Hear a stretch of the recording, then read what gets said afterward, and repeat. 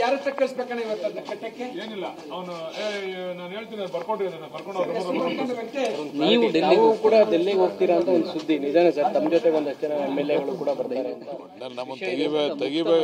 ನೀವು ತೆಗಿಬೇಕು ಅಂತ ತೀರ್ಮಾನ ಮಾಡ್ಬಿಟ್ಟಿದ್ದೀರಾ. ಈ ಬಡಿ ಮಗನ MLA ಮಂತ್ರಿ ಮಾಡಲೇಬಾರ್ದು.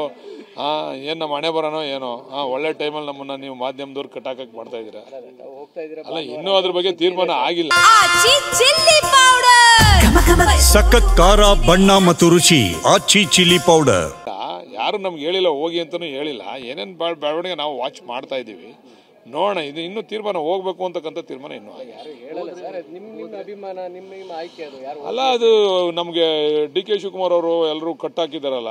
ಹೈಕಮಾಂಡ್ ನೀವೇ ಹೋಗಿ ಮಾತಾಡೋಕ್ಕೆ, ನೀವು ಬಾಯಿ ಮುಚ್ಕೊಂಡು ನಿಮ್ಮ ಕೆಲಸ ನೀವು ಮಾಡಿರಿ, MLA ಕೆಲಸ ಅಂತ ಹೇಳೋರಲ್ಲ. ಅದಕ್ಕೆ ನಾವು ಅದ್ರ ಬಗ್ಗೆ ಎಲ್ಲ ಹೋಗಿ ಅಷ್ಟು ಮಾತಾಡಿ ನಮ್ಮನ್ನು ಹೈಕಮಾಂಡ್ ಕೇಳಿ ಮುಖ್ಯಮಂತ್ರಿ ತೀರ್ಮಾನ ಮಾಡಂಗಿದ್ರೆ ನಾನೇ ಮಂತ್ರಿ ಆಗೋಯ್ತಿದ್ದೆ ಅವಾಗ.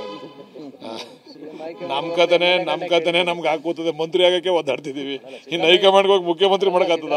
ಆಯ್ಕೆ ಆಗುವಾಗಲೂ ನಿಮ್ಮ MLA ಕೇಳಿ ಮಾಡಿರೋದು. MLA ಓಟ್ ಹಾಕ್ಸಿದ್ರೆ ಓಪನ್ ಆಗಿ ಕೇಳಿದ್ರೆ ಆಯ್ತದ? ಓಟ್ ಹಾಕಿದ್ರೆ